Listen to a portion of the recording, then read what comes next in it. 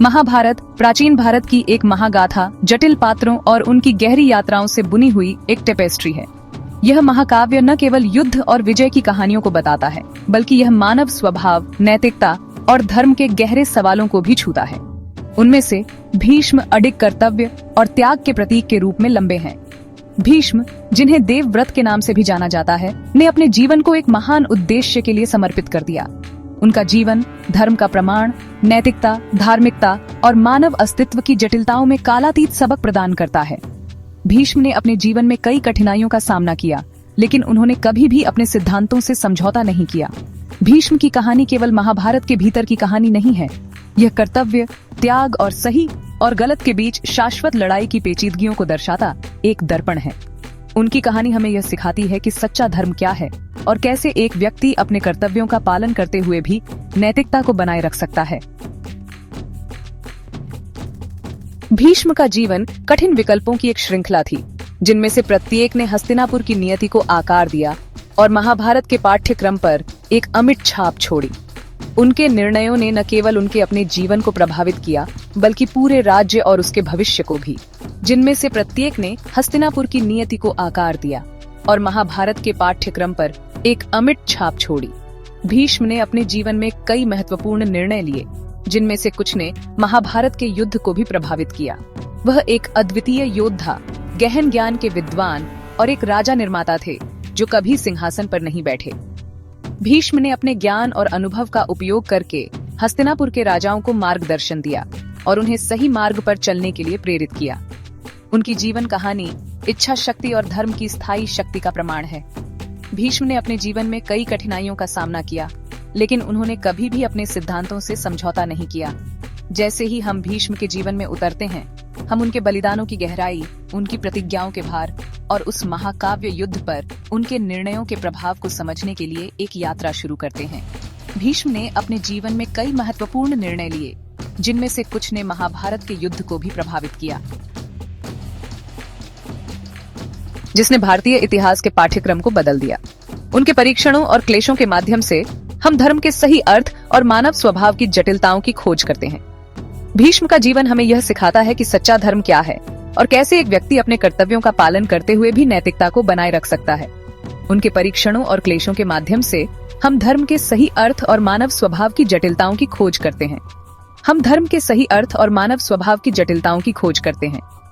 भीष्म का जीवन हमें यह सिखाता है कि सच्चा धर्म क्या है और कैसे एक व्यक्ति अपने कर्तव्यों का पालन करते हुए भी नैतिकता को बनाए रख सकता है।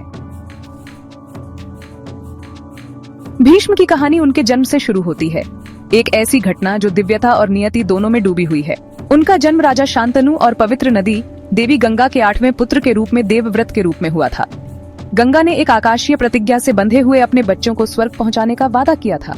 भारी मन से उसने अपने पहले 7 पुत्रों का त्याग कर दिया, उन्हें आकाशीय क्षेत्र में लौटा दिया। हालांकि जब देवव्रत का जन्म हुआ तो शांतनु एक और बच्चे को खोने के दर्द को सहन करने में असमर्थ अपनी चुप्पी तोड़ी और गंगा का सामना किया। गंगा ने अपने वादे से बंधी, अपनी असली पहचान और अपने कार्यों के पीछे का कारण बताया। फिर उसने देवव्रत को आकाशीय कलाओं में प्रशिक्षित करने के लिए अपने साथ ले जाकर शांतनु को छोड़ दिया। देवव्रत गंगा के संरक्षण में बड़े हुए, युद्ध कला, राजनीति और आध्यात्मिक ज्ञान में महारत हासिल की।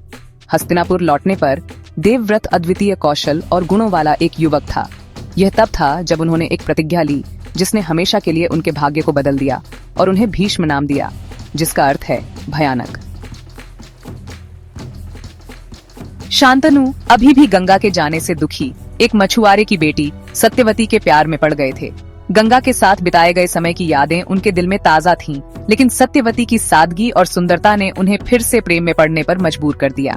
हालांकि सत्यवती के पिता ने अपनी बेटी का हाथ तब तक शादी में देने से इनकार कर दिया, जब तक कि शांतनु ने वादा नहीं किया कि उनका बेटा ही सिंहासन का उत्तराधिकारी होगा। यह एक कठिन शर्त थी, क्योंकि शांतनु का पहले से ही एक पुत्र था, देवव्रत, जो सिंहासन का स्वाभाविक उत्तराधिकारी था। सत्यवती के प्रति अपने प्रेम और अपने पुत्र के प्रति अपने कर्तव्य के बीच फंसे शांतनु निराशा में डूब गए थे। वह अपने दिल और अपने राज्य के भविष्य के बीच फंसे हुए थे और यह निर्णय उनके लिए असंभव सा लग रहा था। देवव्रत ने अपने पिता की दुर्दशा को देखकर आगे कदम बढ़ाया और आजीवन ब्रह्मचर्य का व्रत लिया, ताकि उनके पिता सत्यवती से विवाह कर सकें। यह एक महान बलिदान था जिसने देवव्रत को भीष्म के नाम से प्रसिद्ध कर दिया, सिंहासन पर अपना दावा त्याग दिया और सत्यवती के बच्चों के वंश को सुनिश्चित किया। इस प्रकार भीष्म ने अपने पिता के प्रेम और राज्य के भविष्य के लिए अपने व्यक्तिगत सुखों का त्याग कर दिया, जो इतिहास में एक अद्वितीय उदाहरण बन गया। कुरुवंश के संरक्षक। भीष्म की प्रतिज्ञा कर्तव्य के प्रति उनकी अटूट प्रतिबद्धता और उनके निस्वार्थ स्वभाव का प्रमाण थी। वह कुरुवंश के रक्षक बन गए, अपने सौतेले भाइयों चित्रांगदा और विचित्रवीर्य और बाद में उनके पुत्रों धृतराष्ट्र और पांडु के वफादार सलाहकार और संरक्षक के रूप में सेवा की। अपनी प्रतिज्ञा के प्रति भीष्म की अटूट प्रतिबद्धता और कुरुवंश के प्रति उनके समर्पण ने उन्हें सभी का सम्मान और प्रशंसा दिलाई। वह धर्म के प्रतीक बन गए। उनका जीवन धार्मिकता और निस्वार्थता का प्रतीक बन गया। महाभारत युद्ध, धर्म की दुविधा। महाभारत के युद्ध में धर्म और कर्तव्य के बीच की जटिलताओं ने कई योद्धाओं को गहरे नैतिक संकट में डाल दिया।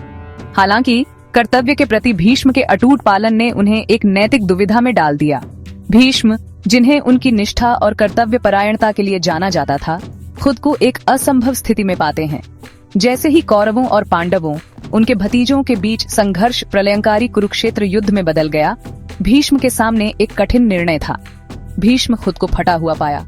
एक तरफ वह हस्तिनापुर के सिंहासन की सेवा करने की अपनी प्रतिज्ञा से बंधे थे और दूसरी तरफ उनके दिल में यह स्पष्ट था कि कौरवों का पक्ष अन्यायपूर्ण था। वह कौरवों की तरफ से लड़ने के लिए बाध्य थे। ये उनके लिए एक गहरा आंतरिक संघर्ष था। भीष्म के लिए यह केवल एक युद्ध नहीं था, बल्कि उनके जीवन के सिद्धांतों की परीक्षा थी।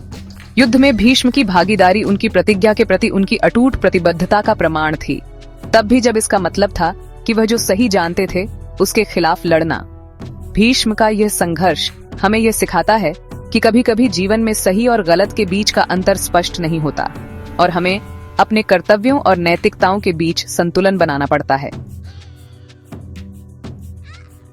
दी गई बुद्धि। भीष्म की शिक्षाएं। अपनी स्थिति की त्रासदी के बावजूद भीष्म का ज्ञान और अंतर्दृष्टि कभी डगमगाई नहीं।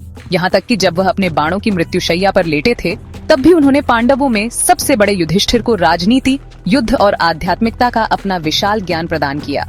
महाभारत के भीतर भीष्म पर्व के रूप में जानी जाने वाली ये शिक्षाएं धर्म, नैतिकता और धार्मिक जीवन के सिद्धांतों पर कालातीत ज्ञान प्रदान करती हैं। भीष्म की शिक्षाएं उनके ज्ञान और आने वाली पीढ़ियों को धार्मिकता के मार्ग पर ले जाने की उनकी इच्छा का प्रमाण है। समय में अंकित एक विरासत। भीष्म का जीवन और मृत्यु कर्तव्य, त्याग और मानव अस्तित्व की जटिलताओं का गहन अन्वेषण है। उन्होंने अपनी प्रतिज्ञा को तब भी निभाना चुना जब इससे उन्हें बहुत व्यक्तिगत कष्ट हुआ, जिससे किसी के धर्म के प्रति अटूट पालन की सच्ची कीमत का प्रदर्शन हुआ। उनकी कहानी एक सावधानीपूर्ण कहानी के रूप में कार्य करती है, हमें याद दिलाती है कि सबसे अच्छी प्रतिज्ञाओं के भी अनपेक्षित परिणाम हो सकते हैं। भीष्म की विरासत एक जटिल है, जो उनके अटूट सिद्धांतों के लिए प्रशंसा और उनके द्वारा किए गए विकल्पों के बारे में प्रश्नों दोनों द्वारा चिह्नित है। भीष्म की त्रासदी और विजय।